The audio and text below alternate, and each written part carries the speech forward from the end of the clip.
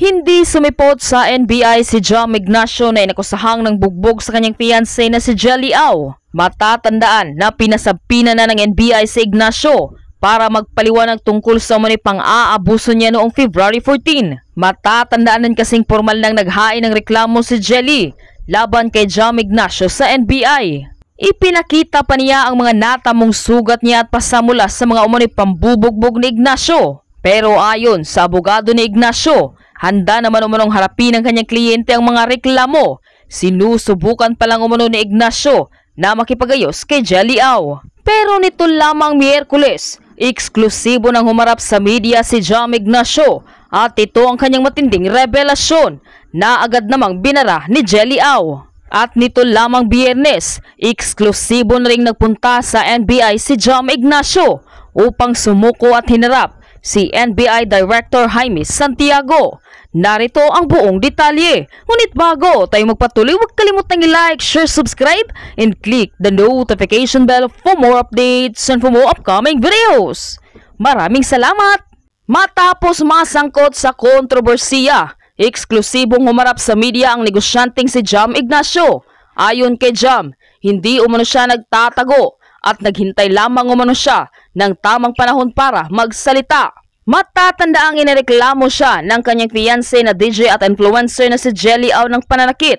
Batay sa kanyang reklamo sa NBI, sabi ni Jelly, sinuntok umano siya ni Ignacio at sinubunutan habang nasa loob at ikinulong siya nito sa sasakyan nitong nakaraang Miyerkules. Ayon naman kay Ignacio na pinagsisisihan na umano niya ang nangyari at humihingi siya ngayon ng tawad sa kanyang fiancé. Ibinuking rin niya ang mga di umano'y tunay na dahilan at kung ano ang naging ugat ng kanilang away na humantong pa sa pisikalan. Gusto rin umano niyang humingi ng tawad sa mga mahal sa buhay ni Jelly at ng kanilang mga kaibigan na nasaktan sa nangyari. Ibinahagi rin niya ang mga di umano'y mga plano pa nila ni Jelly Au.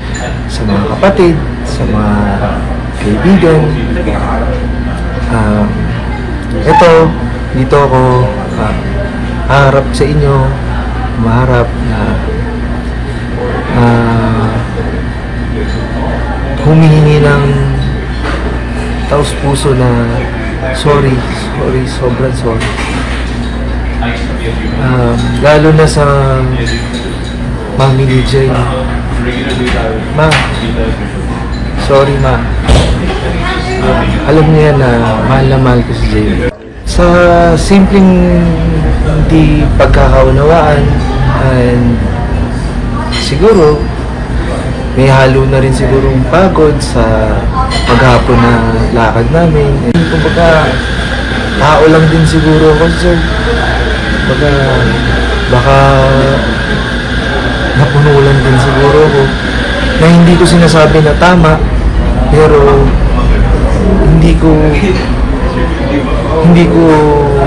para i-tolerate na gawin ulit. Humihingi ako ng tawad. Pasensya na talaga. Sorry sa lahat. Han, alam mo yan kung gaano kita kamahal. Alam mo yan kung gaano kita protektahan, bantayan. Sa lahat ng ginagawa mo, lagi ako nakasuporta sa'yo. Sa lahat ng gusto mong gawin sa buhay, nakasuporta ako palagi sa'yo. Sorry sa mga nangyari. Pinapangako ko sa'yo na hindi na maulit to. And then sana, bigyan mo ng pagkakataon na ayusin natin tong pareho ng pribado na sa ating dalawa. Alam ko naman na alam mo din na mahal natin ang isa't isa. Madami tayong gustong gawin, pangarap na sana maayos natin at matupad natin. Yun lang naman sana. Mahal na mahal kita. Alam mo na gusto ko ikaw na yung makasama ko talaga. Alam mo yan na may plano tayo na bumuo ng pamilya. Tuparin natin yan. Nagmamakawa ako sa'yo. Sana ayusin natin to. Sorry sa lahat. Sorry. Sobrang sorry. Hindi na mauulit. Pangako ko yan sa'yo. Agad naman na binara at nagbigay ng kanyang tugon si Jelly Au kaugnay sa naging pahayag ng negosyante at fiancé niyang si Jam Ignacio. Naman po hindi agad mawawala yun kahit ganun yung ginawa niya sa akin. Love ko pa din naman po si Jam. Pero syempre, respeto na lang din po sa akin bilang babae and sa family ko. Na sana harapin niya yung ginawa niya. Kung talagang mahal mo ako, harapin mo yung ginawa mong kasalanan. Kasi po doon sa sinabi po ni Jam Ignacio ay gusto daw po niyang ituloy ang inyo pong plano ng pagpapakasal. Ano po ang tugon niyo po dito? Siguro wala na pong kasal na magaganap o matutuloy. Hindi na po matutuloy yung mga napag-usapan namin dahil po sa nangyari. Respeto na lang din po sa magulang ko. Kasi sobrang na-trauma din po yung mama ko. Parang gabi-gabi po siya umiiyak. Hindi ko kaya. Hindi ko kaya na ganun yung nanay ko. Kumbaga, siya na lang yung natitira sa akin eh. Kumbaga, ingatan ko na siya. Nang dahil dun sa nangyari sa amin ni Jam, naging critical pa yung nangyayari sa nanay ko ngayon. May sakit po ba siya? Hindi po siya makatayo kagabi. Sa sobrang siguro po, pag-aalala niya sa akin, masyado niyang dinamdam. Itutuloy ko naman po yung kaso na final ko kay Jam. And hindi ako papayag na ganun-ganun na lang po. Yung hindi pwedeng, madali mag-sorry eh. Madali po mag-sorry. Pero sa ginawa niya sa akin, nung time na binubugbog niya ako, hindi niya naisip kasi na hindi niya naisip yun.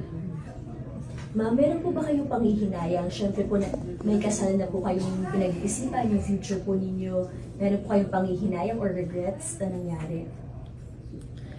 Panghihinayang, meron kasi marami na kaming plano ni Jam eh. Plano na namin mag-baby, plano na namin talagang mag-family. Marami kaming plano ni Jam na nakakapanghinayang dahil sa nagawa niyang pangbubugbog sa akin. Nawala lahat.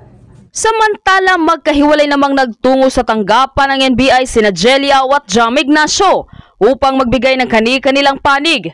Ngunit hindi inaresto si Ignacio.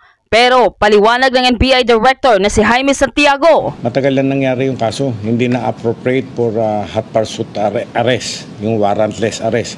Hindi ko siya arestuhin, but then dapat malaman niya na yung crime na na-commit niya ay public crime. Alright, we have to file it with the prosecutor's office. Bahala na ang piskal kung paano titimbangin yung aming ebidensya na isasampa. Kung nakakasundo man sila ni Jelly, wala na kami doon, sa piskal na lang sila siguro mag-usap.